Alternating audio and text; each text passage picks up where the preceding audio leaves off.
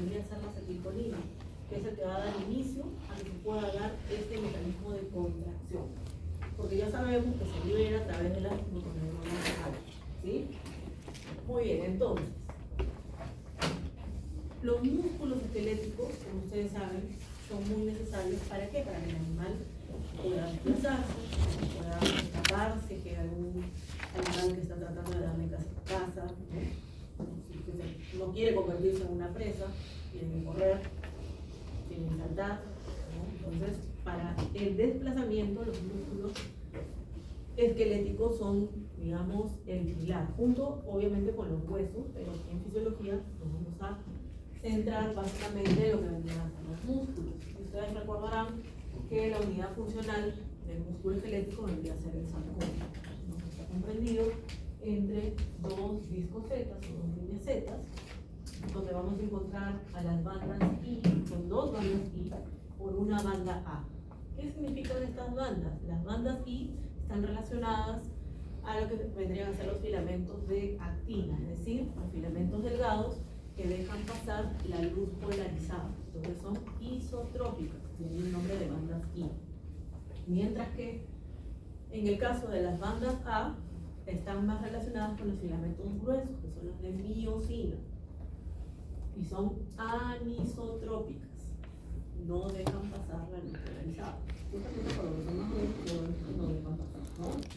Entonces, además, tenemos ya estos filamentos de actina y de miosina, que son los que van a determinar que se puedan deslizar, ¿no? Cuando hay una entrada de calcio. ¿Para qué? Para que se pueda dar la contracción, para que se puedan formar los puentes cruzados. Y además tenemos dos proteínas muy, de hecho son muy grandes, son de las proteínas más grandes que existen en el organismo, que son la titina y la nebulina. Lo que hacen es brindarle estabilidad a los músculos, permitiendo que puedan mantener su longitud a medida que se contraen y se relajan. Hace que tenga esa estabilidad de poder regresar a su ubicación original una vez que está relajado, ¿no? Luego de la contracción. Ahora, tenemos que hablar de unidad motora. Una unidad motora es cuando, por ejemplo, tenemos una motoneurona alfa que comienza a inervar varias fibras musculares esqueléticas, ¿sí? Ahí hablamos de unidad motora. Y si maximizamos un poco esa unión, esa sinapsis entre el no terminal y el músculo esquelético, ya comenzamos a hablar de lo que vendría a ser placa motora. Esta vendría a ser la placa motora. ¿No? Nuestro botón terminal de esta motoneurona alfa, que contiene la acetilcolina en sus vesículas, ustedes ya saben cómo se forma, cómo se almacena, cómo se libera, etc. Entonces, una vez que se libera, se unen sus receptores nicotínicos, porque estamos hablando del músculo esquelético, y va a ejercer una acción. Al ser nicotínicos, acuérdense que es un receptor ionotrópico, por lo tanto, lo que vamos a tener es que hay ingreso de sodio, generando despolarización, que haya potencial de acción. Y el potencial de acción va a viajar con la misma intensidad a través de la membrana, como vemos aquí también, ¿no? Recordando que encontramos los túbulos T, que son una especie de atajo, ¿no?, de los sarcómeros, para que no demore tanto en llegar ese potencial de acción. Entonces, el potencial de acción que viaja por la membrana va a estimular a unos receptores, que son los receptores de dihidropiridina. Aquí, también los vemos aquí, receptores de dihidropiridina, que a su vez van a activar a otros receptores que se encuentran en el retículo sarcoplásmico, que se conocen como los receptores de rianodina, ¿sí? Receptores de rianodina. Y una vez que se activan, se abren los canales de calcio y el calcio comienza a salir del retículo sarcoplásmico. ¿Sí? Sale hacia lo que vendría a ser el interior de la fibra muscular. Si hay calcio, hay contracción. ¿Ok? Entonces, eso va a permitir que los filamentos de actina se puedan unir, ¿no?, con las cabezas de miosina. ¿Cómo va a ocurrir eso? Vamos a la siguiente.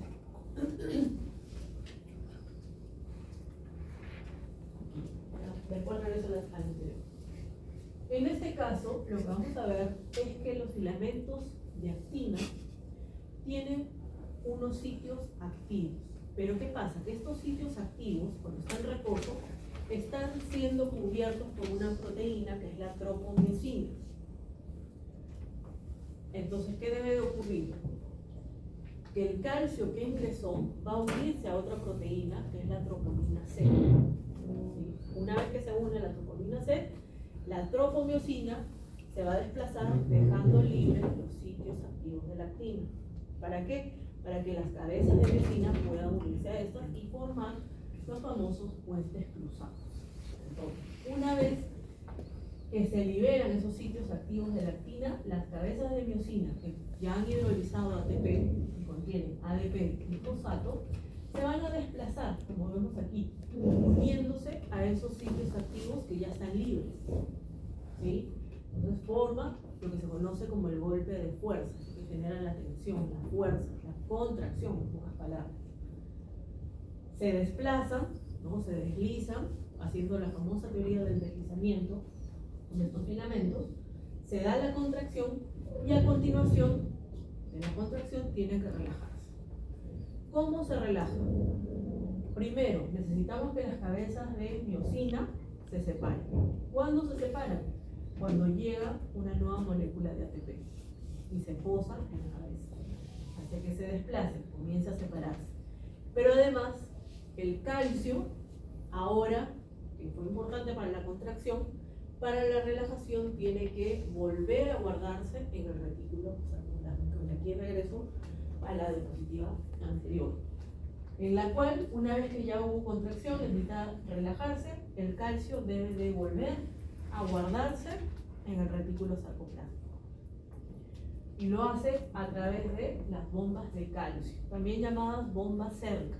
Bomba cerca con S. Sabemos que cerca se escribe con C, ¿no? Si es de cerca de cercanía, ¿no? En este caso es bomba cerca con S. Ahora pregunto, ¿por qué utiliza bombas de calcio? ¿Por qué no utiliza canales para guardarse?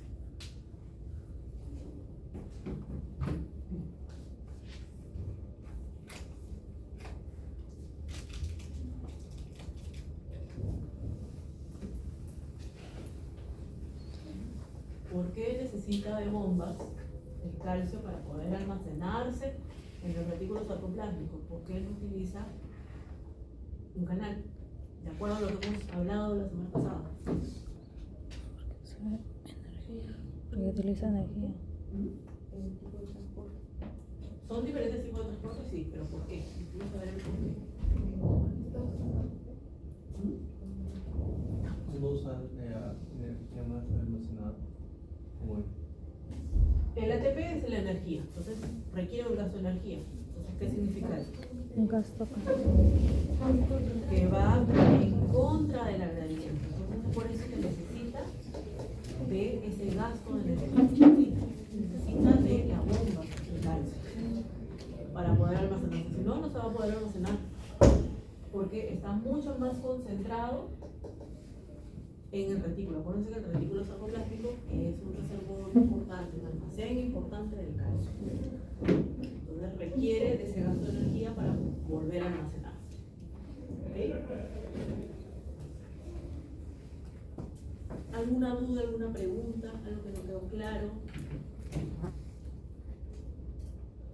Vuelvo a repetirles, ya les dije algunos en el proceso, y es que estas primeras clases son los primeros capítulos del libro de Gall.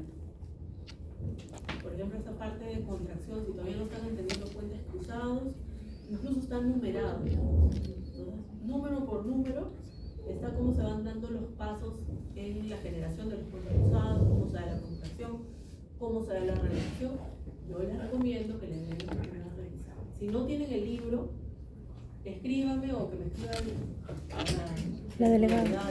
Puedo enviarles el PDF. Podemos hacer un pequeño gráfico del PDF. ¿Sí? En caso de que no puedan adquirir lo que sea. ¿Sí? Muy bien. Ahora, vamos a ver dos casos que pueden presentarse en la clínica veterinaria, ¿no? Que obviamente si estamos hablando de casos, ya estamos hablando de que hay una alteración, ya se alteró la homeostasis. Entonces, ¿qué está ocurriendo aquí? Primero vamos a hablar sobre la toxina botulínica, que es generada por una bacteria que es el Clostridium botulinum, ¿sí? Ese Clostridium botulinum va a generar una parálisis. Y en este gráfico nos muestra, ¿no?, arriba lo que ocurre normalmente, lo que es fisiológico, que hemos estado explicando ahora. Cómo se libera la acetilcolina, cómo se unen sus receptores en las fibras musculares para que haya contracción, ¿correcto? Pero en el gráfico de abajo nos muestra qué ocurre con esta toxina cuando está presente en el organismo. Esas toxinas botulínicas, que son denominadas, en realidad hay muchísimas, ahí está, las denominan por letras, ¿no?, unido en orden de la A a la G, entonces son varios. Van a ingresar en el botón terminal de la motoneurona alfa por endocitosis. Tienen esa capacidad de poder ingresar formando endosomas. Una vez dentro del botón terminal, van a comenzar a degradar a las proteínas del grupo SNAP. Ojo, dependiendo del tipo, van a afectar a unas más que a otras. Algunas afectarán más a la sinaglobulina, otros más a la sinaglutramina, etc. Pero, a fin de cuentas, lo que hacen es degradar a estas proteínas. Por lo tanto, si no tenemos en conjunto a estas proteínas del grupo SNAP, ¿qué va a pasar con la vesícula? ¿Podrá fusionarse? No va a poder fusionarse. Por lo tanto, ¿habrá liberación de acetilcolina? No, Tampoco. tampoco. Por lo tanto, deja de haber liberación de acetilcolina, no hay estimulación de receptores, no hay contracción. Por eso, en este tipo de pacientes, no sé si ustedes se fijan, si se llega a ver, pero alguien lo está levantando desde atrás, ¿no? Entonces, si esa persona suelta al perrito, se cae. ¿Por qué? Porque presenta una parálisis flácida generada por el Clostridium botulinum, ¿no?, por esa toxina. Ahora, ¿qué pasa con otro Clostridium, que es el Clostridium tetánico? La toxina tetánica. En este caso, ya no vamos a tener como efecto una parálisis, silencio chicos, estoy escuchando mucho ruido, una parálisis flácida, sino una parálisis espástica. El músculo. Ustedes pueden ver la Espasmódico. evidencia en este paciente. No sé si han llegado a ver en vivo y en directo a un paciente con tétano. Si ustedes lo levantan, es como si estuviesen levantando esos caballitos de madera que usan los niños, ¿no?, así igualito. Y si lo colocan sobre la mesa, suena como si fuese una tabla, ¿no?, por esa rigidez que tienen los músculos. ¿Qué ocurre en este caso? Vamos a ver. Nuevamente, músculo, botón terminal de la motoneurona alfa. ¿Qué pasa con esta toxina tetánica? Que por cierto tiene de dos tipos. Una que va a afectar a la sangre y otra que afecta a lo que vendrían a ser las neuronas, que es la tetanoespasmina. Y la tetanolicina afecta a la sangre, ¿sí? En este caso es la tetanoespasmina. También por endocitosis va a ingresar en el botón terminal. Una vez que ingrese en el botón terminal, no queda aquí, sino que va a seguir recorriendo de manera ascendente de la neurona del soma y va a pasar a la neurona que regula, la que liberaba glicina, ¿se acuerdan? Sí. Ahí es donde tiene su efecto. ¿Por qué? Porque en la interneurona inhibidora, que puede estar liberando glicina o incluso puede liberar GABA también, lo que vamos a ver es de que va a afectar a las proteínas del grupo SNAP, pero de la reguladora. Entonces, si no tenemos esas proteínas del grupo SNAP, la glicina o GABA no van a poder liberarse. Si no se libera, la motoneurona alfa queda totalmente libre y descontrolada, liberando acetilcolina en gran cantidad, generando que haya un exceso de calcio en el interior de las fibras musculares lo cual se contrae, se contrae, se contrae, se contrae, se contrae, se contrae, da una contracción sostenida, ¿no? Incluso en meseta lo van a ver en la práctica con el fisio-ex, y por lo tanto no le da pie a que se relaje. Entonces queda con esta rigidez, queda con esta parálisis espástica. ¿Sí? ¿Se entiende la diferencia entre uno y otro? ¿Sí? ¿O hay alguna duda? ¿Ninguna? Sí. ¿Esa es una parálisis de qué tipo era? Espástica.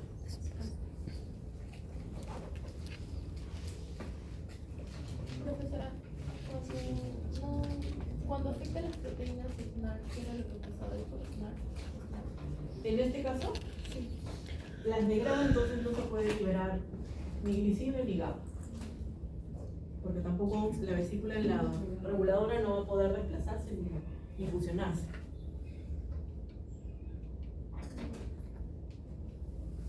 Y ya, para ir terminando nuestra clase, nos toca hablar del músculo liso.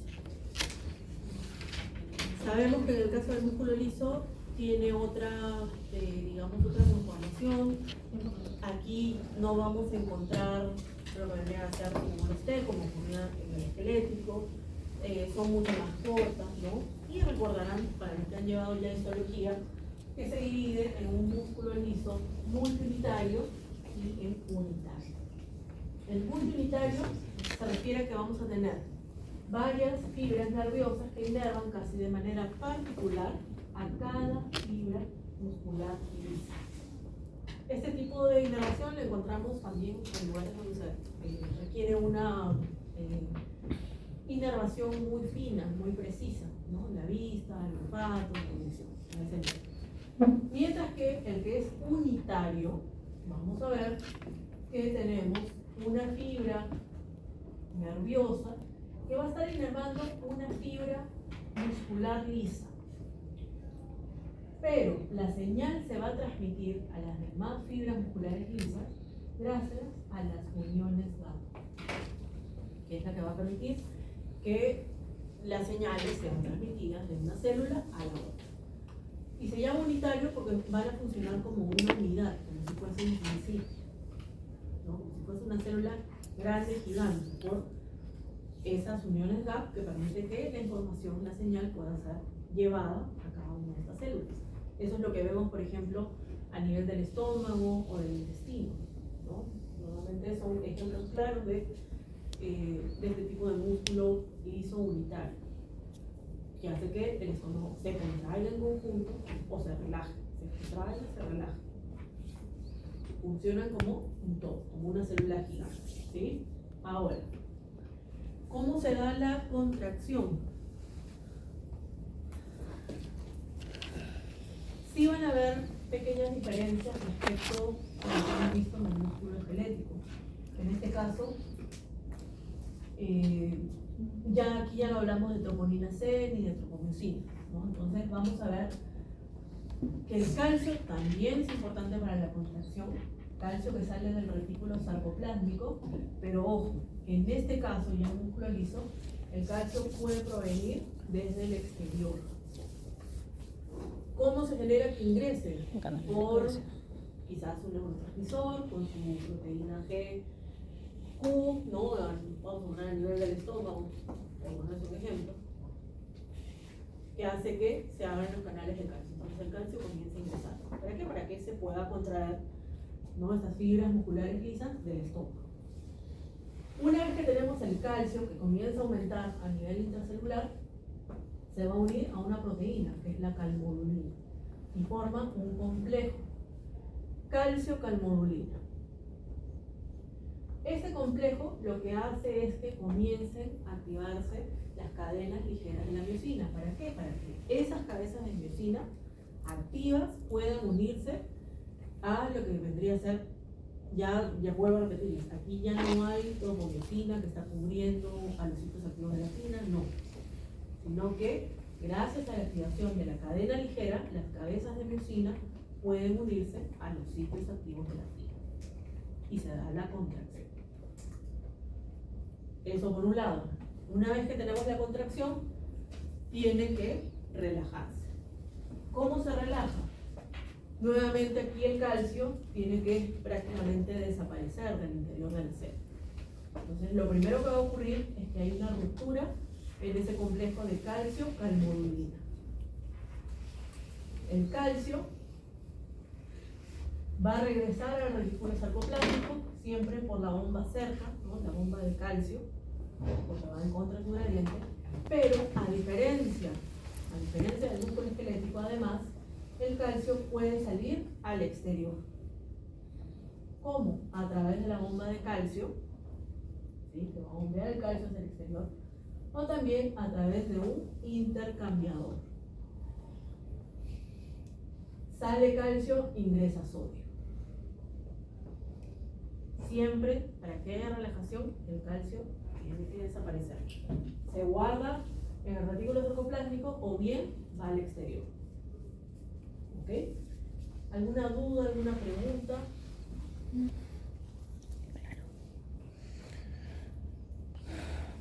¿Qué significa RS de la primera? ¿El primer paso? Aquí, El RS. Dentro del RS. retículo sarcoplástico.